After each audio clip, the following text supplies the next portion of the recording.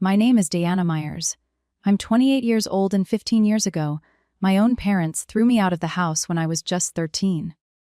Last week, they showed up at my Uncle Harold's will reading. The man who raised me for the past 15 years with confident smiles and a private attorney, absolutely certain they'd walk out with millions. But when attorney Margaret Morrison opened that sealed envelope and began reading, those smiles vanished. And when she reached Clause 7, my mother, the woman who once declared I was no longer her daughter, shot to her feet, her face chalk white, her mouth hanging open in disbelief. Before I tell you what happened next, if you enjoy stories about justice and family boundaries, take a second to like and subscribe, but only if you genuinely connect with this story. Where are you watching from right now? And what time is it there? Drop a comment and let me know. To understand why my mother reacted that way, I need to take you back to the summer of 2010 when I was a 13-year-old girl who believed she was the root cause of every problem in her family. Growing up in a modest house in southeast Portland, I learned early that love in our family wasn't distributed equally. My father, Richard Myers, worked as an auto mechanic at a shop downtown. He was a man of few words, and most of those words agreed with whatever my mother said. My mother, Sandra, worked the checkout line at a grocery store and ran our household with the precision of someone who always knew exactly who deserved what. My sister Tiffany was 2 years older than me. She had Mom's golden blonde hair, Mom's bright blue eyes, Mom's easy laugh. Everyone said so. Tiffany looks just like you did at her age, Sandra. And Mom would beam. I look like our late grandmother, Dad's mother. Brown hair, brown eyes, quiet disposition. Mom never said it was a bad thing. She just never said much about me at all. The differences showed up everywhere. For Tiffany's 15th birthday, Mom threw a party with 15 guests, a 3-tier cake from the bakery on Hawthorne, and a karaoke machine rental. For my 13th birthday, 3 months later, it was the 4 of us around the kitchen table with a marked-down cake from the grocery store where Mom worked. The frosting said happy birthday with no name, a generic leftover from someone else's canceled order. I didn't realize what was happening until I was 12. That's when I discovered Tiffany had a college savings account that had been opened when she was 5 years old. 8 years of deposits, thousands of dollars. I asked Mom why I didn't have one. She looked at me like the question surprised her. Tiffany needs money for college, she said. You'll figure something out. You're good at adapting. That was the first time I understood my place in this family. I was the spare child, kept around, but never truly wanted. The summer of 2010 changed everything. In April of that year, I applied for the Oregon STEM Summer Academy at Oregon State University. It was a 6-week residential program for students who showed exceptional promise in science and mathematics. The scholarship covered everything: tuition, room, and board, materials. Total value $4,200. I didn't tell anyone I applied. I'd learned not to get my hopes up out loud in that house. On May 15th, the May acceptance letter arrived. Out of over 2,000 applicants from across Oregon, 50 students had been selected. I was one of them. For exactly one afternoon, I felt like I mattered. Then Tiffany found out about a performing arts camp in California that her drama teacher had mentioned. 3 weeks, no scholarship. Price tag 3 hours, $800. That night at dinner, Mom announced the solution she'd worked out in her head. Diana, you'll decline that science thing. We can't afford to send both of you to summer programs, and Tiffany's camp will help her college applications. She said it like she was discussing meal planning, not crushing someone's dreams. I stared at my plate. The words came out before I could stop them. No, the whole table went silent. Even the refrigerator seemed to stop humming. Excuse me. Mom's voice dropped to that dangerous register I'd heard her use on store customers who tried to use expired coupons. This scholarship isn't your money to redirect, I said, my voice a shaking but clear. I earned this. It's mine. Mom looked at me like I'd transformed into a stranger right before her eyes. If you can't sacrifice for this family, she said slowly, then you're not part of this family. At 13, I thought she was just angry. I didn't realize she meant it literally. 3 days after that dinner, I came home from the public library to find my belongings packed into 2 black garbage bags, sitting on the front porch. My mother stood in the doorway, arms crossed. She didn't look angry anymore. She looked resolved, like someone who just finished an unpleasant chore. "I called Harold," she said. "He'll be here to pick you up. From now on, you're his problem." I stood there on the porch. I'd known my entire life trying to process what was happening. Behind Mom, I could see Dad in the hallway. He didn't look at me. He didn't say anything. I looked up at the second-floor window. Tiffany was watching from behind the curtain. When our eyes met, she stepped back into the shadows of her room. She didn't come down. I waited on that porch from 6:00 in the evening until 10 at night, 4 hours. My mother went back inside after the first 5 minutes. The porch light never came on. Uncle Harold lived in Seattle, 3 hours away. He drove through the night to get to me. When his gray Honda pulled into the driveway, I was still sitting on those garbage bags. Knees pulled to my chest. He got out without saying anything at first, just walked up, looked at me, and wrapped me in a hug so tight I couldn't breathe. "From now on," he said quietly, "you have a home." That night, as we drove north through the darkness toward Seattle, I didn't know that my mother had signed a document before Uncle Harold left. I didn't know what it meant. I was just a scared kid staring out the window, wondering what I'd done wrong. It would take 15 years for that document to resurface. And when it did, it would change everything. Uncle Harold's house in Seattle's Ballard neighborhood wasn't large, but it felt enormous compared to the cramped space I'd occupied in my family's home. For the first time in my life, I had a room that was entirely mine. More importantly, I had someone who believed in me. Uncle Harold had built Mears Property Holdings from scratch, a commercial real estate company he'd started with a single small office, building he'd purchased after working double shifts for 6 years. By 2010, he owned 8 properties across the Seattle metro area. He never married, never had children. When I arrived on his doorstep with nothing but 2 garbage bags, he didn't just take me in, he invested in me. Over the next 4 years, I poured myself into school. I graduated from Ballard High in 2014 as class valedictorian, president of the math club with a 4.0 unweighted GPA. The University of Washington offered me admission with a partial scholarship to their Foster School of Business. By 2018, I had my bachelor's degree in finance, graduating summa cum laude with a 3.94 GPA.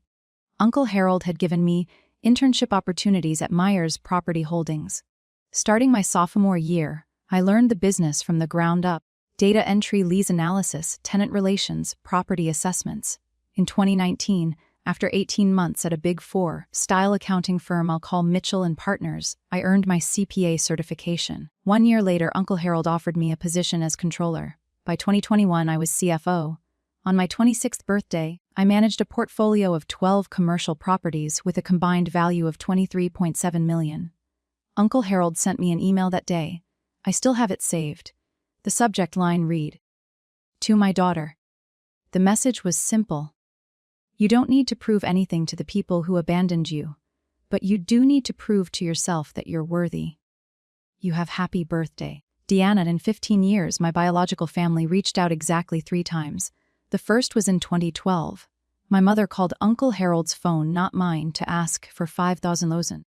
Dad had lost his job at the auto shop. Times were hard. Surely Harold could help his own brother. Uncle Harold declined. He told me about the call afterward, his jaw tight. "They haven't asked about you once," he said. "Not how you're doing in school. Not if you're okay.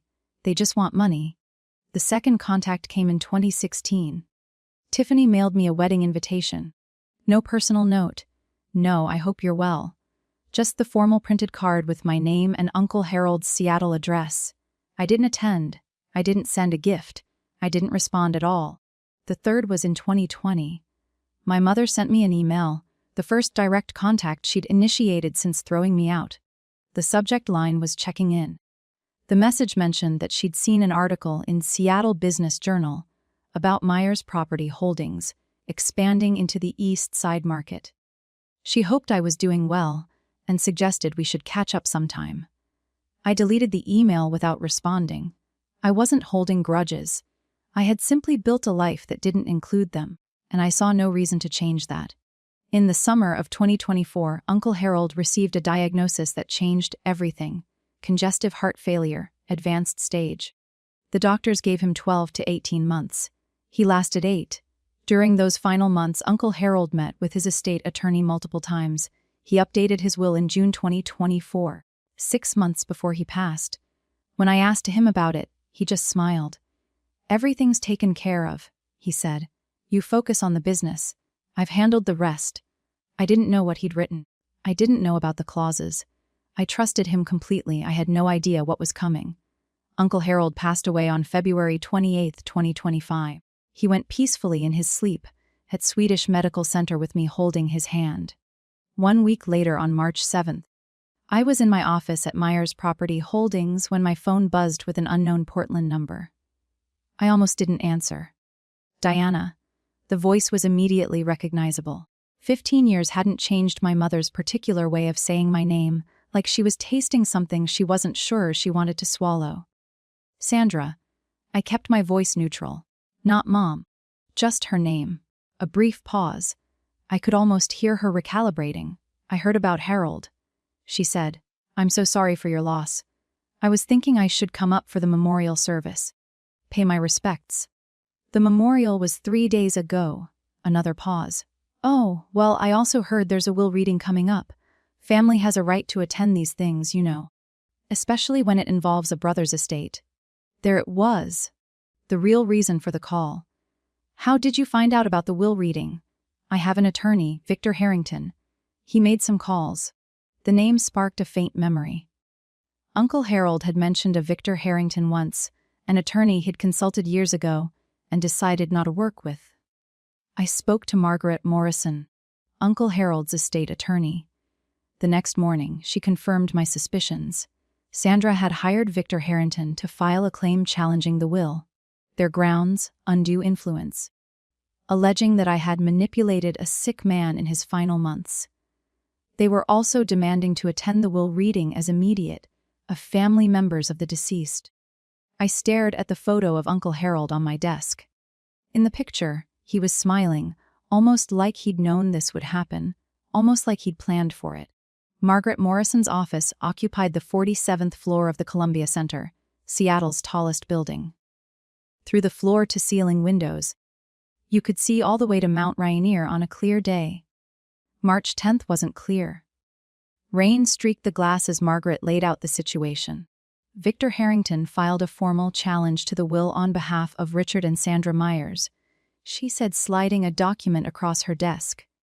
"The claim alleges undue influence. They're arguing that you isolated Harold from his family during his illness and pressured him to change his estate plan." I read through the filing, my stomach tightening with each paragraph. "They're demanding 50% of the estate," Margaret continued. "Their legal theory is that as Harold's only surviving sibling, Richard should be entitled to inherit under intestacy rules, or at minimum receive a significant share that reflects the natural bonds of brotherhood." Natural bonds, I repeated. Richard and Harold hadn't spoken in 8 years before I came to live with Uncle Harold. "Did you know that?" Margaret nodded. "I'm aware Harold told me the whole history. But that's not what concerns me about this filing." She pulled out another page from her folder. "They don't need to win this case. If this goes to litigation, the estate could be frozen for 12 to 18 months during discovery and trial. Meanwhile, the properties need management. Tenants need attention. Bills need to be paid. A protracted legal battle could cost hundreds of thousands in legal fees and potentially devalue the entire portfolio. So, they're betting I'll pay them off to make them go away." "That's the strategy," Margaret agreed.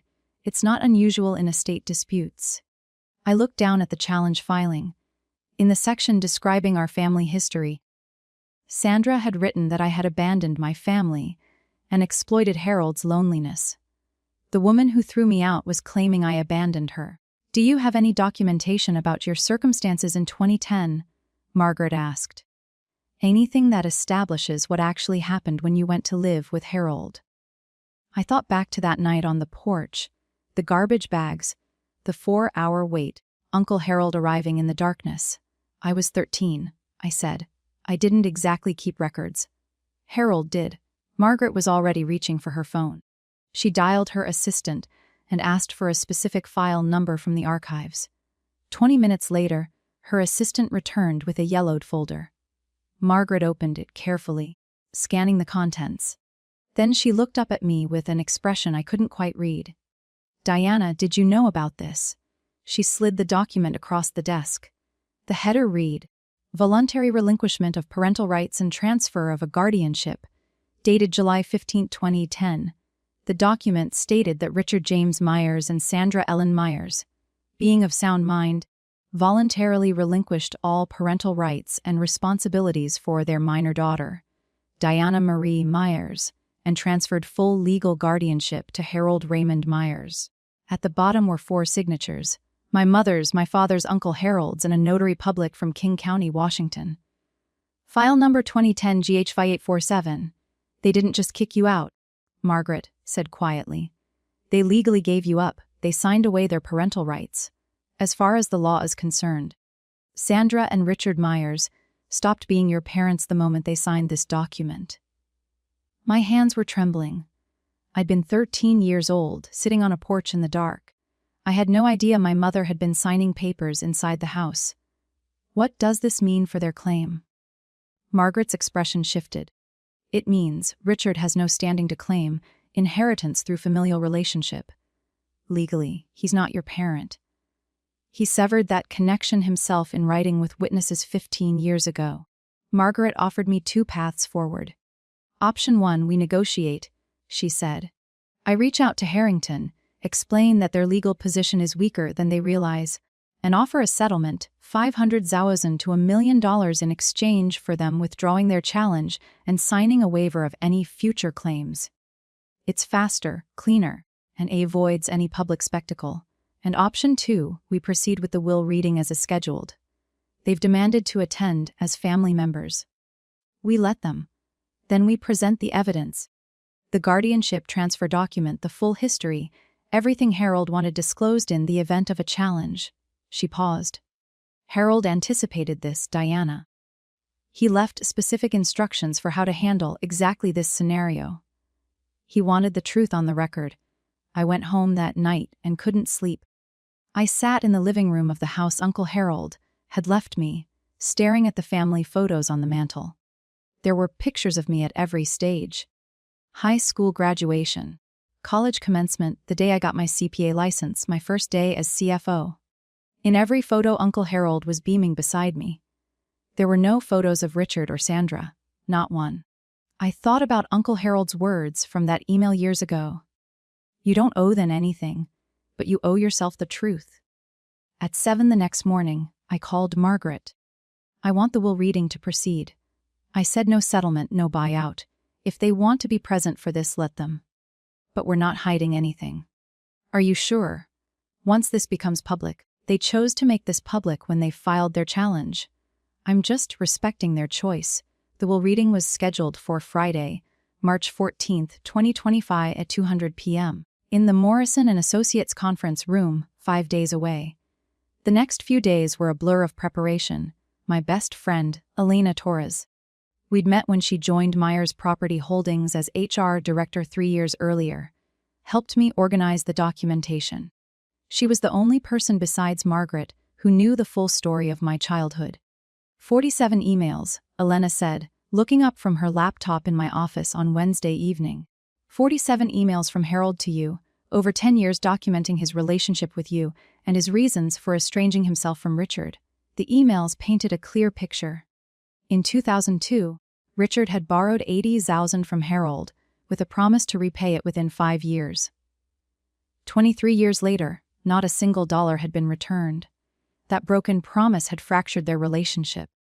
My arrival in 2010 had nothing to do with their estrangement. It had already been festering for 8 years. Elena also pulled the financial reports from my 3 years as CFO. Under my leadership, the Myers portfolio had grown from $17.7 million to $23.7 million, a 34% increase in value. Occupancy rates averaged 96%. Tenant satisfaction scores were the highest in the company's history. On Thursday evening, I met with Dr. Lauren Hayes, the therapist I'd been seeing since my early 20s. "Remember why you're doing this," she said. "You're not seeking revenge. You're closing a chapter. There's a difference. What if I feel satisfaction when they realize they've lost?" Dr. Hayes smiled gently. "That's called justice, Diana. Feeling validated when the truth comes out isn't the same as cruelty. The question is what you do afterward." I drove home that night through Seattle's rain-slicked streets, thinking about her words. I looked in the bathroom mirror before bed. "She has no power over you anymore," I told my reflection. "Only you get to decide your story now." Friday was coming and I was ready. Okay, let me pause here for a second. If you've made it this far and you're wondering how I handled what came next, drop a comment with your prediction.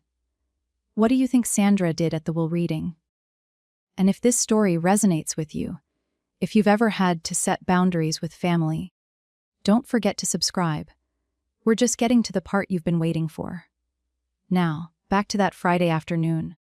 The Morrison & Associates conference room occupied a corner of the 47th floor, with floor-to-ceiling windows offering panoramic views of Elliott Bay and the Olympic Mountains beyond. On a clear day, it would have been breathtaking. On March 14, 2025, the sky was overcast, the water a steel gray that matched my mood. I arrived 15 minutes early at 1:45 p.m. I wore a navy blue tailored suit, professional understated. My hair was pulled back in a simple bun. I'd learned from Uncle Harold that the most powerful people in the room never needed to announce themselves. The conference room could seat 20 at the main table with additional chairs arranged along the walls.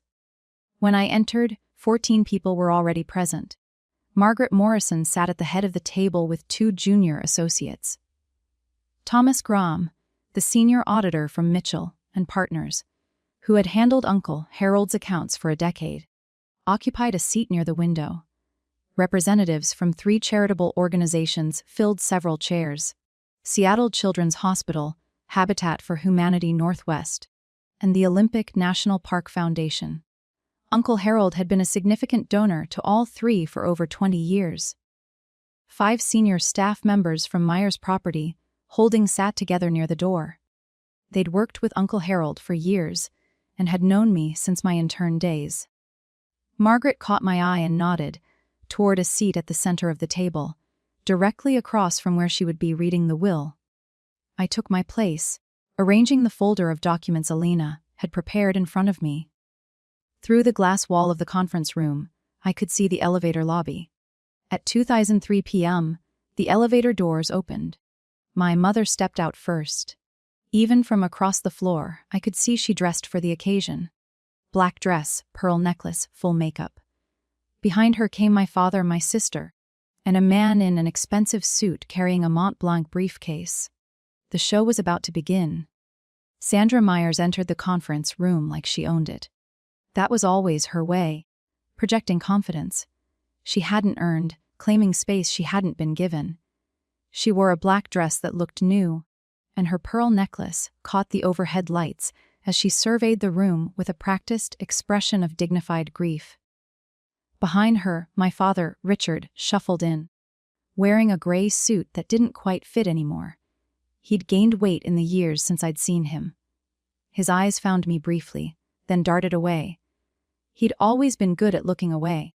Tiffany followed in a pastel pink dress, an odd choice for a will reading like as she'd gotten confused about what event she was attending. At 30, she looked tired in a way that had nothing to do with the early morning flight from Portland. Their attorney, Victor Harrington, brought up the rear. He was tall, silver-haired, with a kind of polished confidence that came from decades of high-stakes litigation. His Mont Blanc briefcase probably cost more than my first month's salary at Mitchell and Partners. Sandra's gaze swept the room until it landed on me. "Ah," she said, her voice carrying in that way she'd perfected. "You're here already." I didn't stand. Sandra. The single word, her name. Not Mom, made her pause mid-stride. Something flickered across her face. Then she recovered. "I was hoping we could speak privately before this starts." Family matters should be handled by family. The proceedings begin in 2 minutes, I said. I'm sure whatever you have to say can wait. Margaret Morrison rose from her seat. Mrs. Myers, Mr. Myers, Ms. Myers, Mr. Harrington. There are seats arranged for attending parties along the wall. The main table is reserved for beneficiaries and estate representatives.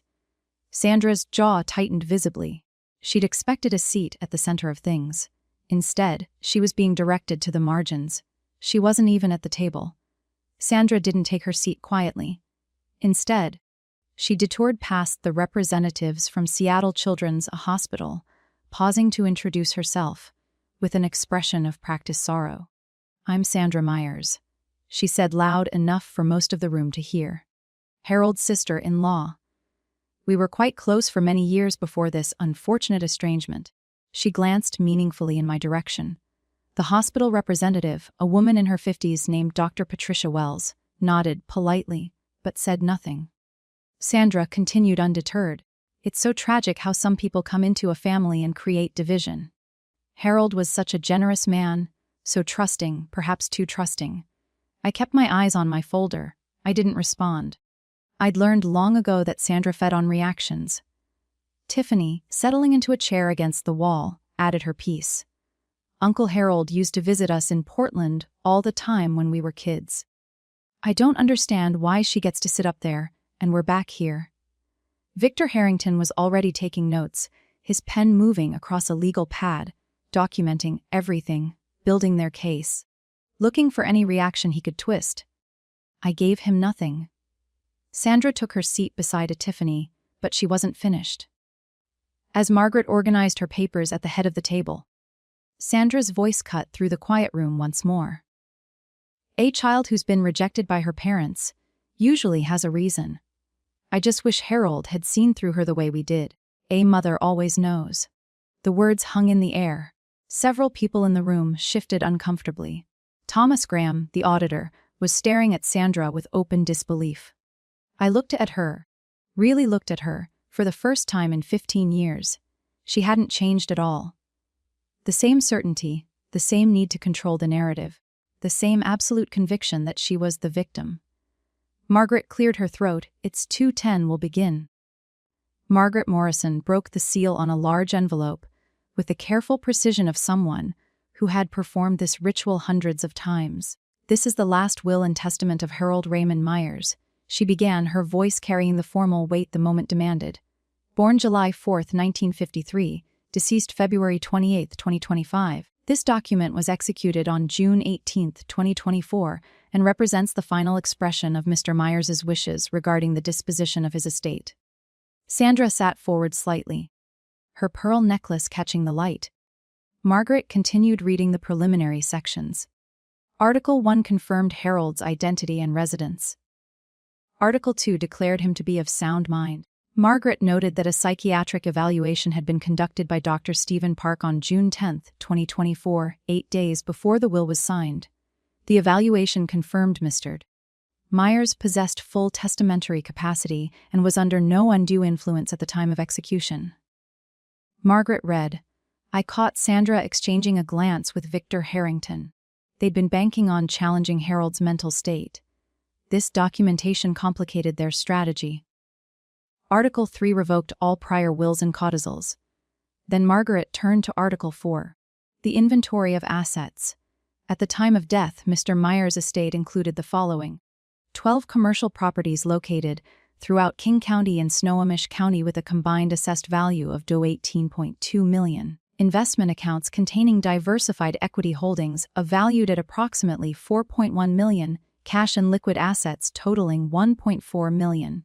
I heard Tiffany whisper to Sandra, "That's almost $24 million." Sandra nodded, her eyes calculating. Margaret looked up briefly. The will contains 47 pages. I will now proceed to Article 5, which addresses specific bequests and exclusions. She turned the page and adjusted her reading glasses. Article 5 regarding Richard James Myers, brother of the deceased. Sandra actually smiled. She wouldn't be smiling for long. Margaret's voice was steady as she read the opening line.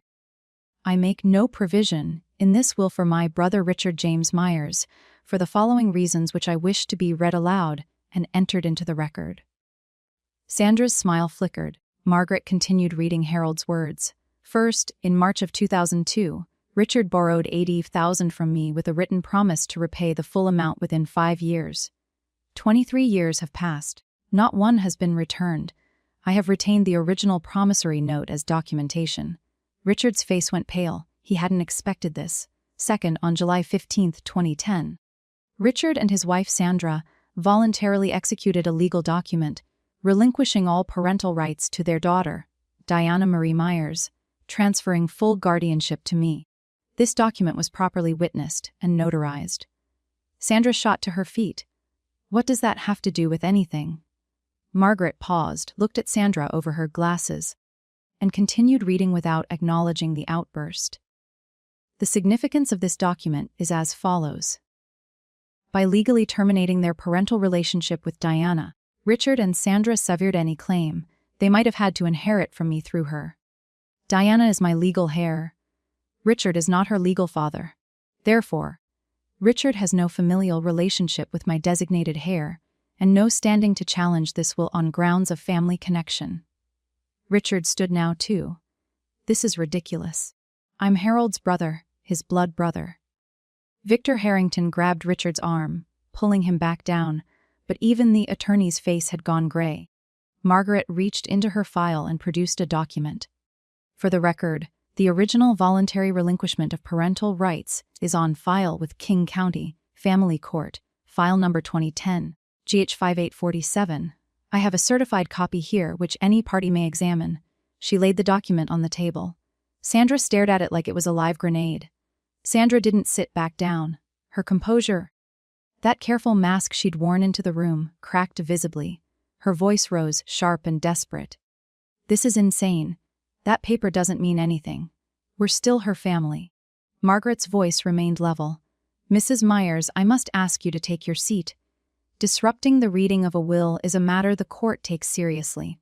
Sandra ignored her. She pointed directly at me. She did this. She manipulated Harold against his own family. She poisoned him against us. Dr. Patricia Wells from Seattle Children's Hospital looked uncomfortable. The charity representatives hadn't signed up for a family meltdown. Tiffany tugged at Sandra's sleeve. Mom, sit down. People are watching. I don't care who's watching. Sandra's voice cracked. I want to know how this happened. Harold loved Richard. They were brothers. Finally, I spoke. My voice came out calm, steady, the way Uncle Harold had taught me to speak in difficult negotiations. Never raise your voice. Make them strain to hear you. Sandra, you made a choice of 15 years ago. You put my belongings in garbage bags and left me on a porch in the dark. Then you went inside and signed a document giving me away. I was 13 years old. The room was absolutely silent. That was your decision, I continued. Not mine, not Uncle Harold's, yours. Everything that's happening today is simply the consequence of what you chose to do that night. Sandra's mouth opened, but no words came out. I looked at her steadily. I don't hate you, but I also don't owe you anything. You made sure of that when you signed that paper. Victor Harrington was writing furiously on his legal pad, though I couldn't imagine what strategy he thought he could salvage. Margaret cleared her throat. If we may continue. I haven't yet read Clause 7.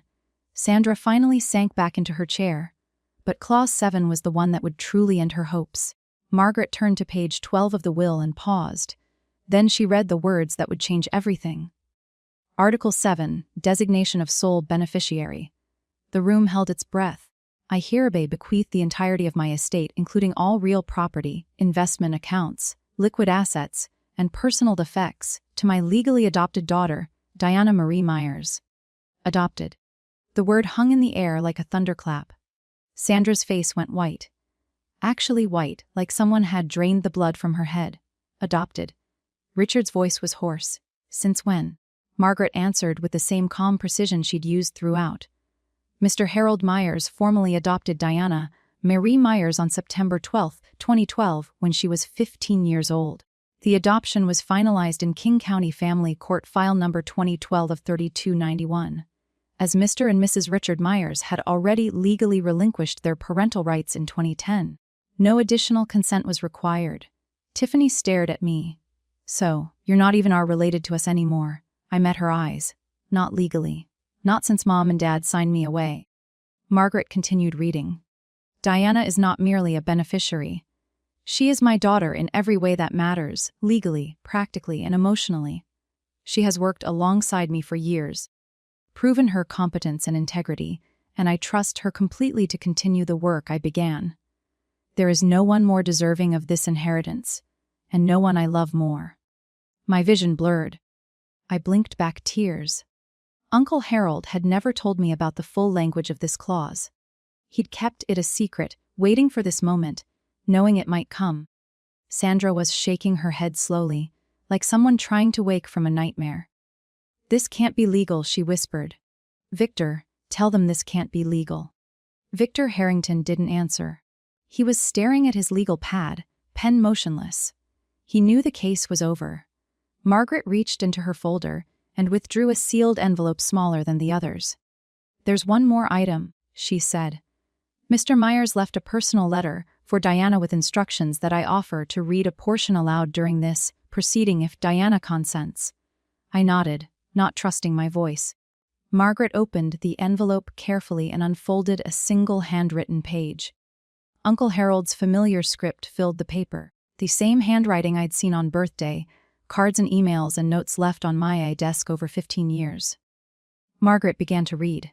Diana, if this letter is being read aloud, it means things happened exactly as I expected. Your biological family showed up looking for money they never earned from a man they never cared about. I'm sorry you have to go through this, but I also know you're strong enough to handle it. A soft sound escaped Sandra's throat, almost a whimper. You came to me as a wounded child, thrown away by people who should have protected you. But you didn't let that define you. You transformed your pain into determination, your loneliness into independence, your rejection into resilience. I have never been more proud of anyone in my entire life. Margaret's voice softened slightly as she continued. I didn't save you, Diana. You saved yourself. I just gave you a place to do it. Everything you've achieved, your education, your career, your character, you earned through your own effort. I'm leaving you my estate, not because you need it, but because you deserve it, and because I know you'll use it to help others the way I tried to help you. Tears were streaming down my face now. I didn't try to stop them. Don't let them make you feel guilty for surviving them. Don't let them back in unless you choose to. You owe them nothing. You owe yourself everything. I love you, Diana. Forever your father. Harold. Sandra made one last desperate play. She stood again, but this time her voice had shifted. The anger was gone, replaced by something that was meant to sound like wounded motherhood. Diana. Sweetheart, I know things were hard when you were young. I made mistakes. I admit that now. But we're still blood. We can work through this. Can't we at least talk about dividing the estate fairly? I wiped my eyes and looked at her. You gave up the right to call me sweetheart 15 years ago. I want to contest this will, Sandra announced to the room. Victor, tell them we have grounds. Undue influence. Harold was sick. She isolated him. Victor Harrington finally spoke, though he sounded like a man reading his own obituary. Mrs. Myers, perhaps we should discuss our options privately. No, tell them we're going to fight this. Margaret interrupted by turning her iPad around to face the room. On the screen was an email thread. Mr. Harrington, perhaps you'd like to explain this to your clients. The room went quiet. Margaret read aloud. This is an email dated March 3, 2022 from Harold Myers to Victor Harrington. The subject line is terminating services. In the email, Mr. Myers writes, Victor, I am ending our professional relationship. Your advice that I include Richard in my estate plan, despite his years of financial exploitation and his treatment of Diana, is unacceptable. I will be engaging new counsel. She looked up at Victor. You previously represented Harold Myers. You were terminated because you advocated for Richard's interests over Harold's wishes. And now you've accepted this case against Harold's estate without disclosing that conflict of interest to your current clients. Victor's face had gone the color of old concrete. Sandra turned to stare at him. You told me we would win." He had no answer. Victor Harrington stood up abruptly, gathering his Mont Blanc briefcase with shaking hands. "I need to review these documents," he said, his voice stripped of its earlier polish. "We should discuss our options privately, Mrs. Myers." "Discuss what?" Sandra's voice was rising again. "You're leaving right now in the middle of this." Victor didn't answer.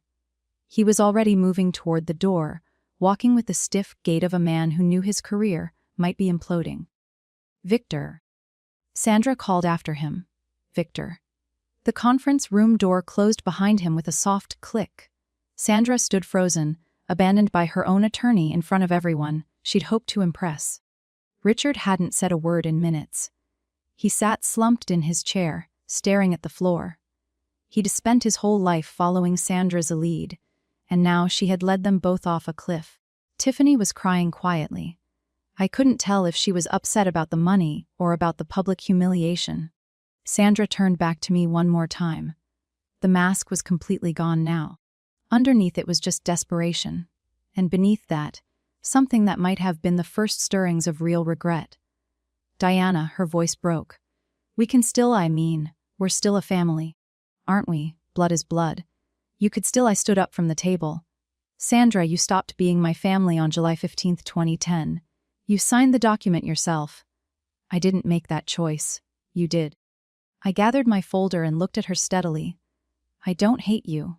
I actually feel sorry for you, but you have no claim on me. Not legally, not emotionally, not in any way that matters." I turned to Margaret. "Can we continue with the remaining articles?" Margaret nodded. Sandra sat down heavily. She didn't speak again for the rest of the reading. Margaret turned to the next section with practiced calm. Article 9, Charitable Bequests. The representatives from the 3 charitable organizations straightened in their seats.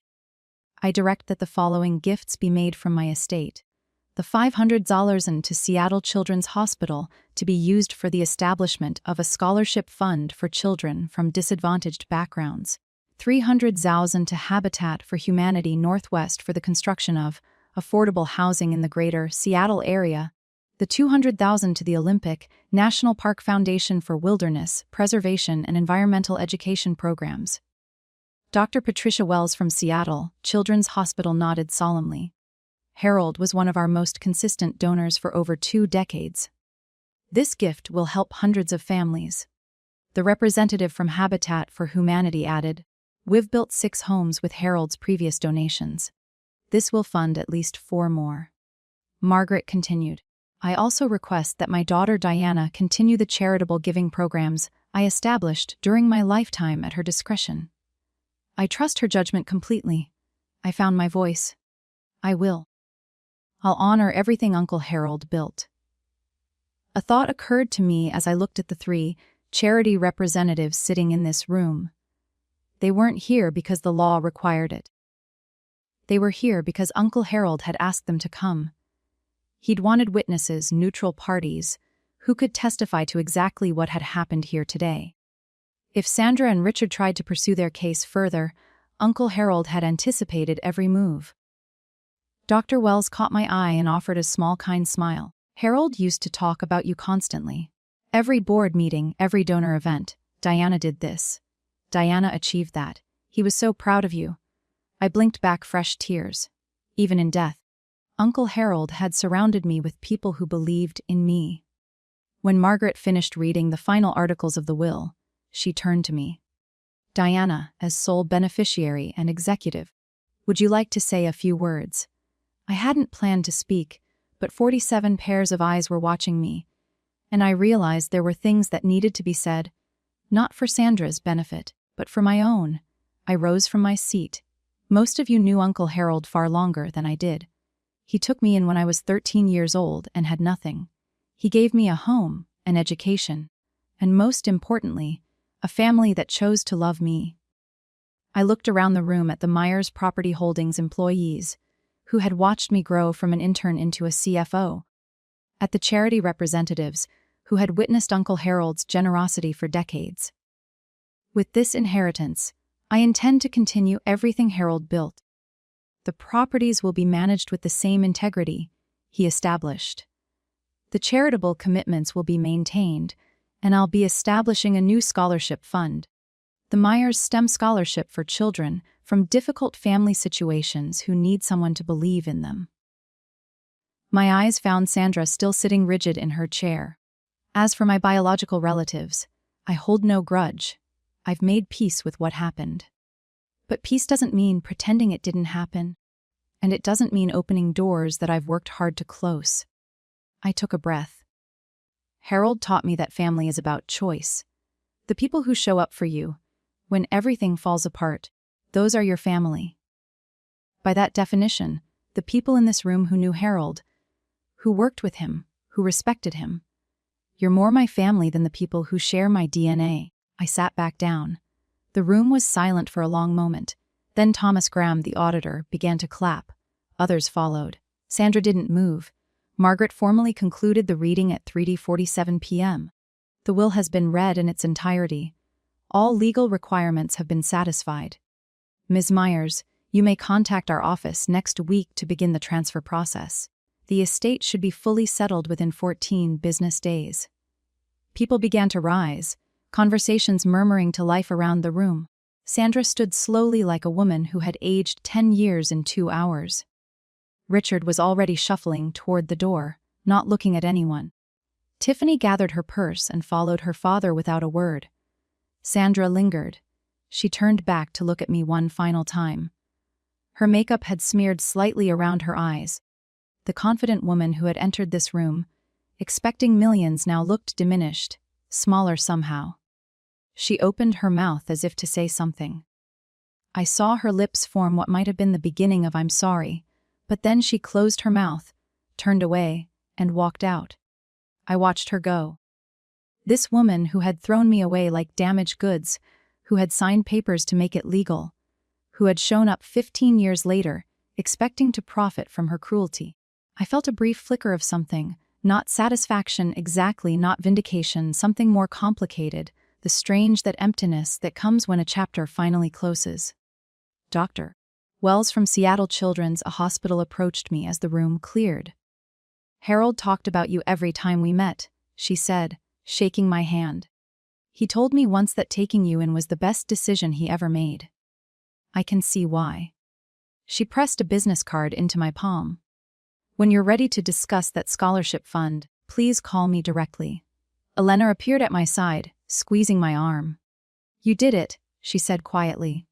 Harold would be so proud. I looked at the photo of Uncle Harold I'd brought with me. I hope she was right. I need to take a breath here for a second. That was the moment I'd been dreading and hoping for at the same time.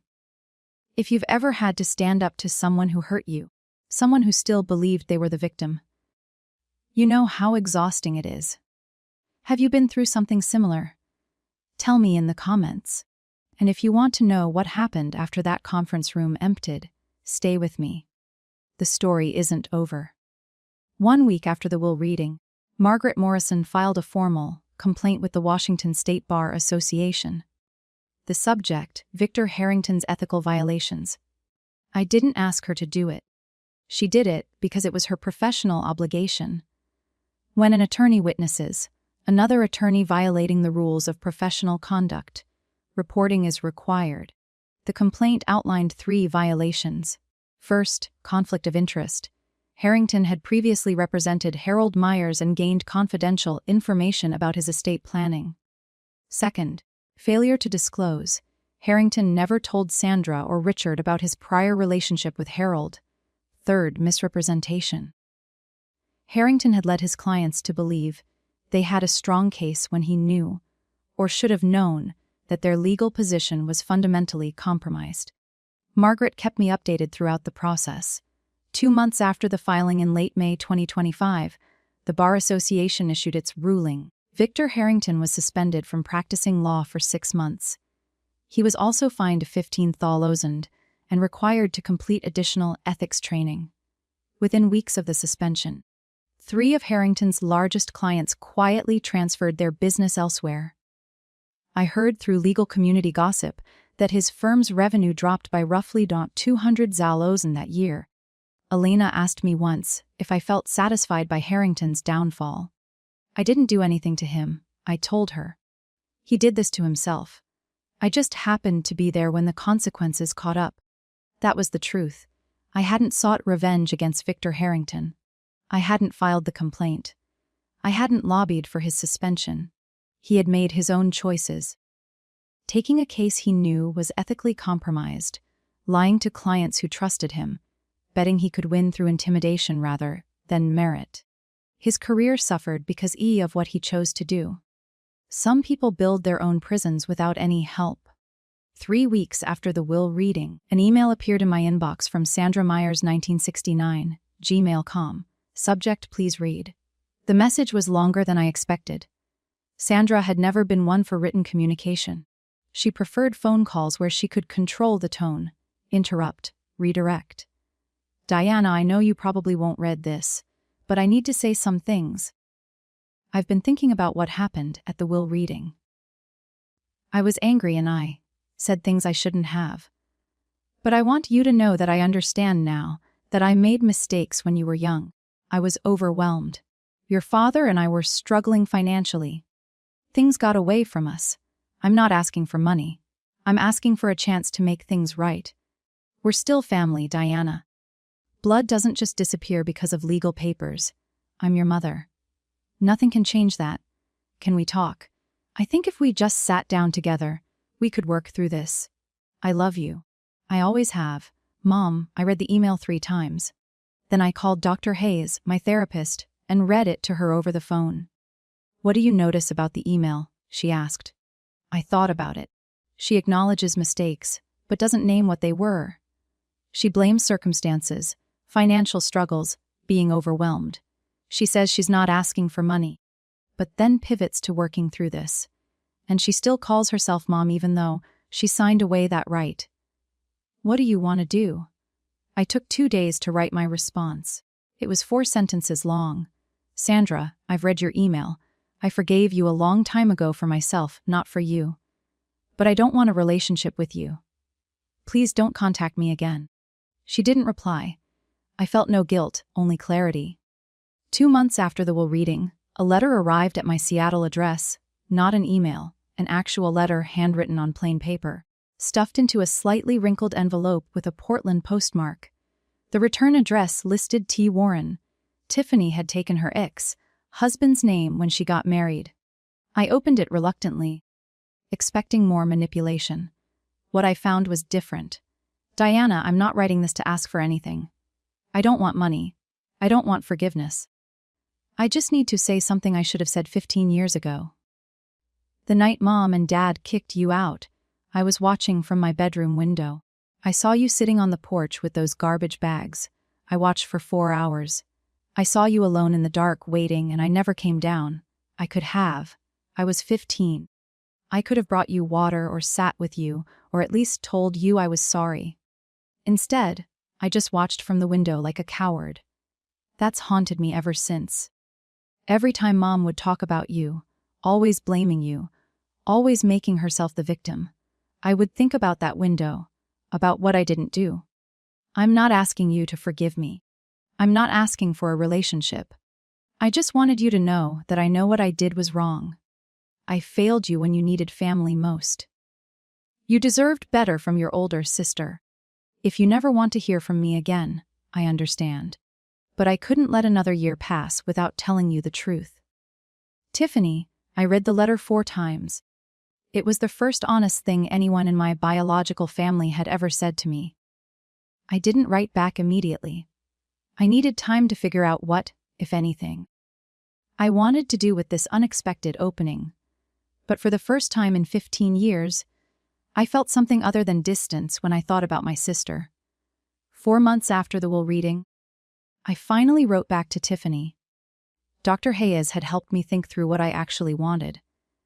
Not what I felt obligated to do, not what would look generous or forgiving. What I genuinely wanted for myself. The answer surprised me.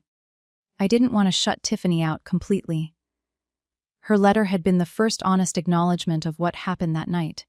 No excuses, no deflection, no requests for money, just accountability. But I also wasn't ready to trust her. 15 years of distance doesn't disappear, because of one letter. So I wrote back with conditions. Tiffany, I've read your letter many times. I appreciate that you acknowledged what happened without making excuses. That took courage. I'm not ready for a full relationship, but I'm open to cautious contact under these conditions. First, no contact through mom or dad. I've ended communication with them permanently, and I need that boundary respected.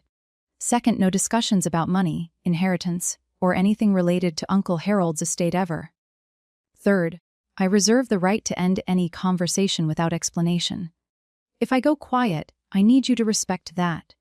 If these conditions work for you, we can start with a monthly video call. 15 minutes. Low pressure. We can talk about our lives, surface level at first. If that goes well, we can gradually build from there. This isn't me saying everything is forgiven and forgotten. This is me saying I'm willing to see if there's something worth building, but it has to be on my terms. Let me know if you accept these conditions, Diana. Her reply came 3 days later. One word, accepted. I scheduled our first call for the following Saturday, 15 minutes. That was all I could commit to, but it was a start. The first video call with Tiffany happened on a Saturday afternoon in September 2025, 6 months after the will reading. I sat in my home office with my laptop open, watching the seconds count down until 200 p.m. My heart was beating faster than it had during the will reading. This felt more dangerous, somehow. Confronting Sandra had been about defending myself against an attack. This was about choosing to be vulnerable. The call connected. Tiffany's face filled the screen. She looked different than she had at the will reading. Less made up, more tired, but also somehow more real. "Hey," she said. "Hey." We stared at each other for a moment. 15 years compressed into a video call rectangle. "I wasn't sure you'd actually answer," she admitted. "I almost didn't. That broke something loose." Tiffany laughed, a nervous, relieved sound. And I found myself almost smiling. We kept it light as I'd requested.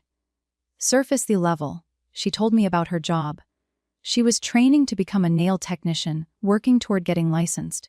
She mentioned her kids, Jaden 8 and Lily 6, without asking me to be their aunt.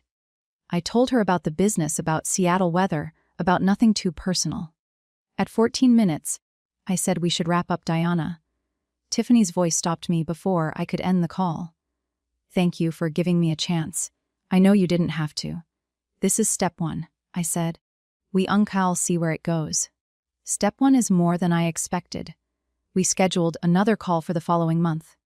After she hung up, I sat in my office for a long time processing. I didn't know if Tiffany and I would ever have a real relationship. Maybe we'd stay in this tentative place forever.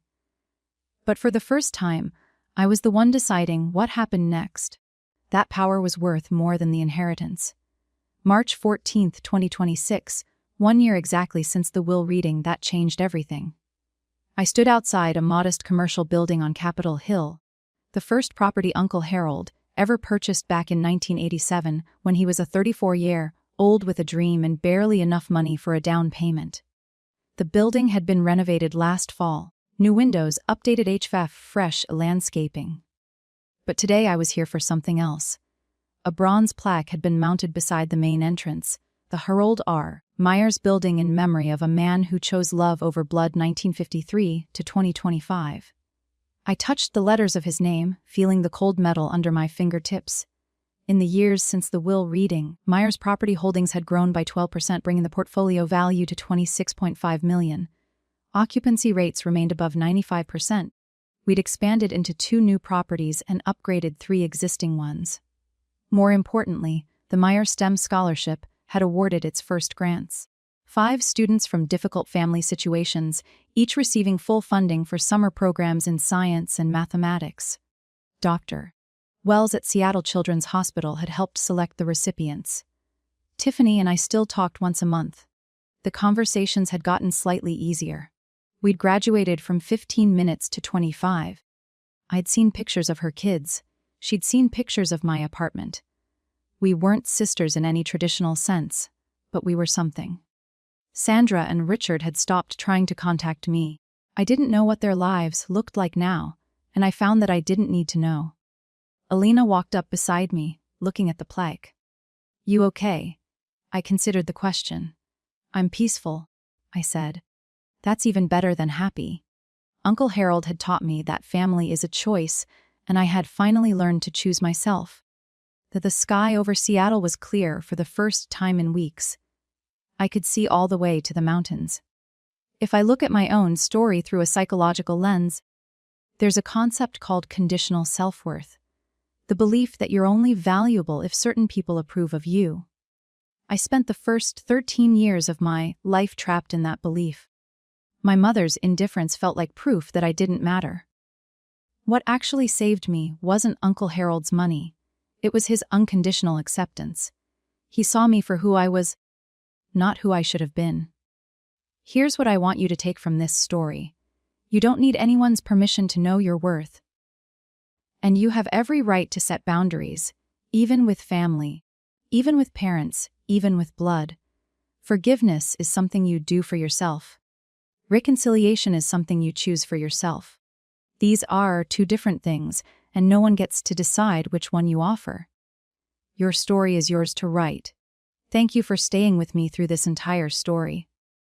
If it resonated with you, if you've ever had to find your own worth after someone tried to take it away, I hope you know you're not alone.